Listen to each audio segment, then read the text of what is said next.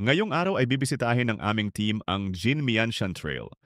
Ang MT Jinmianshan Trail ay matatagpuan sa Neihu District Mountain Peak. Taipei, Taiwan, ito ay may taas na 258 metro pag ikaw ay baguhan pa lamang at naghahanap ka ng magandang view at overlooking tamang-tama sa iyo ang lugar na ito.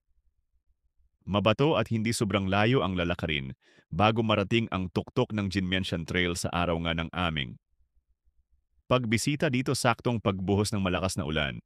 Pero hindi kami nagpapigil at tinuloy pa rin namin na akyatin ang lugar na ito.